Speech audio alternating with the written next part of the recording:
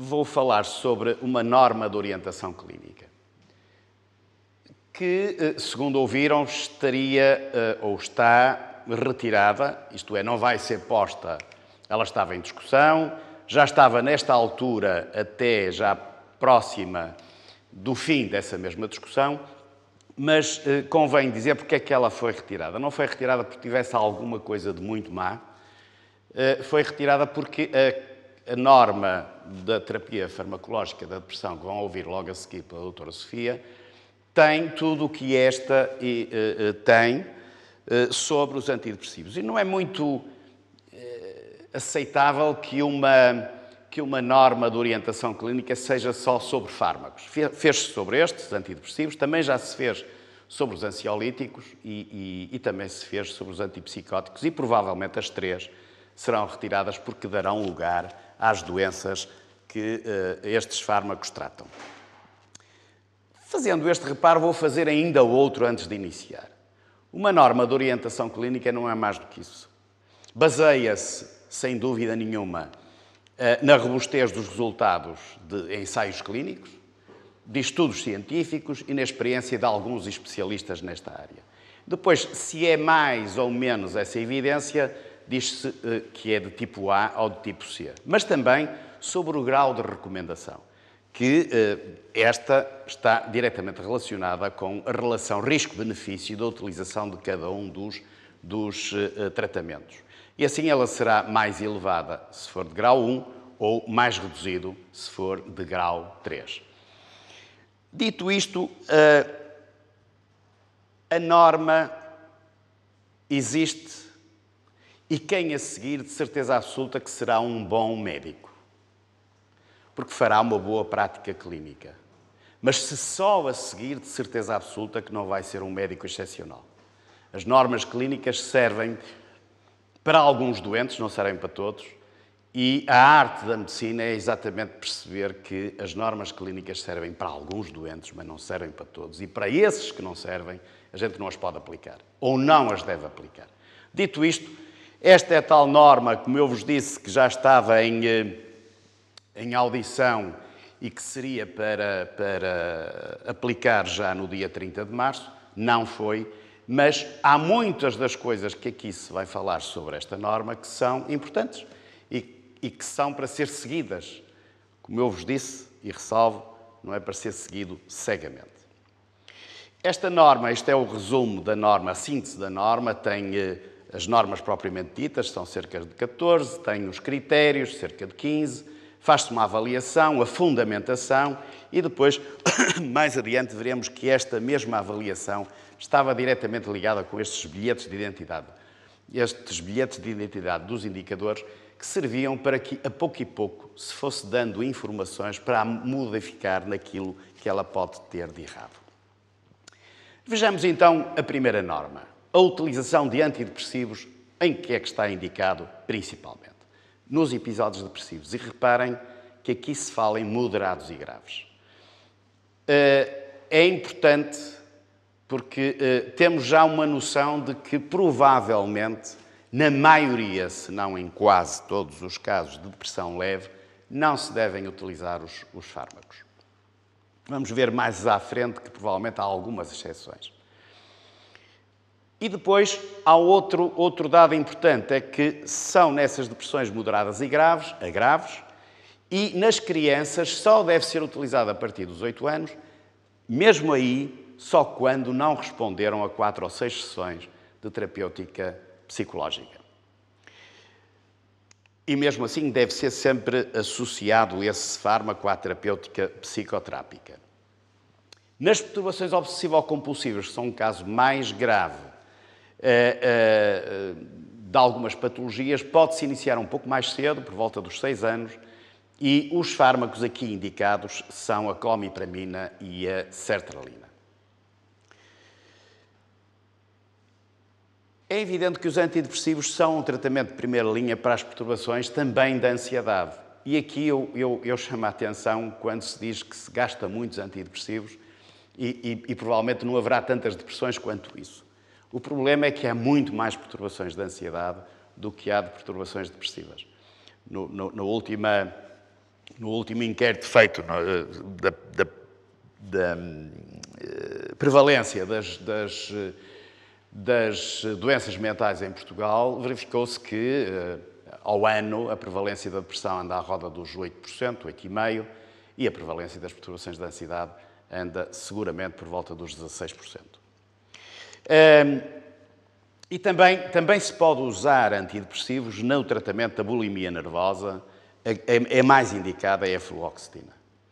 Nos casos de depressão psicótica, aí terá de haver seguramente uma associação com antipsicóticos. Mas chamo a atenção que esta associação com antipsicóticos pode também ser feita, mesmo quando a depressão não é uma depressão psicótica, isto é, quando há uma depressão resistente. Podemos também depois falar sobre isto mais adiante. Nas grávidas é preciso ter cuidado e quando se tiver que utilizar um antidepressivo, aqueles que são mais bem estudados e que têm menos risco são a fluoxetina e a sertralina. O risco de suicídio. O risco de suicídio é um dos aspectos que aqui também é tratado e que é importante.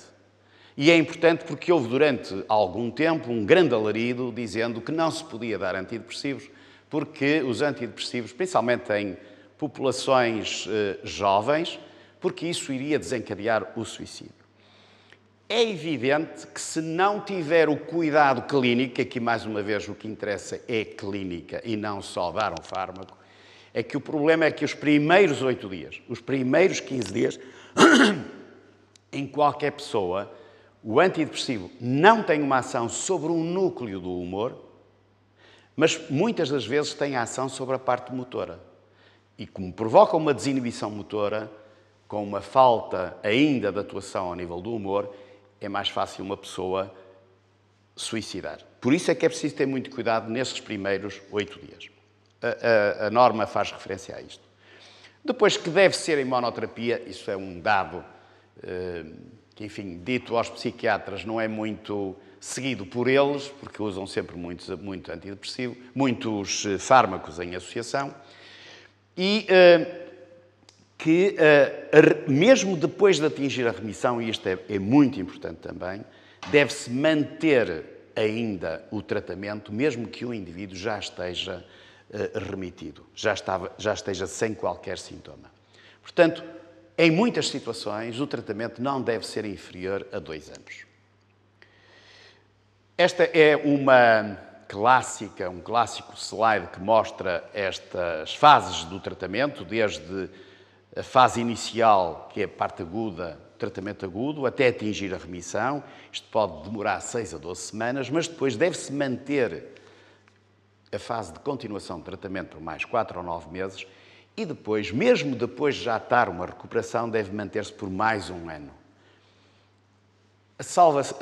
O que eu ressalvo aqui, e reparem aqui no canto direito, que se fala em vulnerabilidade à doença. E é evidente que há alguns doentes que são vulneráveis e que provavelmente terão que fazer a terapêutica antidepressiva a vida toda. O bupropião está indicado na cessação tabágica e a escolha dos antidepressivos, aqui eu, enfim, bati-me um bocado para que isto não fosse assim, conforme está nesta frase, mas as normas e estas NOCs são por pareceres de várias pessoas, nem sempre aquilo que a gente pensa que é o melhor fica. Isto é, que diz que não existem diferenças significativas em termos de eficácia entre os antidepressivos. Isso não é bem assim, embora é evidente que os efeitos colaterais são diferentes. Depois há um algoritmo e tem umas exceções a esta regra. Esta é a norma que eu vou passar adiante. Este é o algoritmo clínico e só chama a atenção para esta parte mais em baixo, é que este algoritmo vai sendo seguido até aquela parte em baixo é quando se deve enviar o doente que está a ser visto pelo médico de família para uma especialidade, para a especialidade de psiquiatria. Também é outra coisa que nós podemos discutir. Os critérios é uma repetição um pouco das normas. Volto outra vez a insistir que os episódios depressivos moderados a graves devem ser tratados com os antidepressivos e também as perturbações de ansiedade. A tal ressalva que eu vos dizia é que em alguns casos de depressões leves também pode ser obrigatório usar antidepressivos. Em quais são esses casos? São em casos em que há pessoas que têm antecedentes familiares e antecedentes pessoais pesados de depressão. Nestes casos, provavelmente será também necessário utilizar antidepressivos mesmo em depressões leves. E também, no caso dessas depressões leves, serem duradouras, se prolonguem durante anos, nessa altura também é essencial que se utilize os antidepressivos.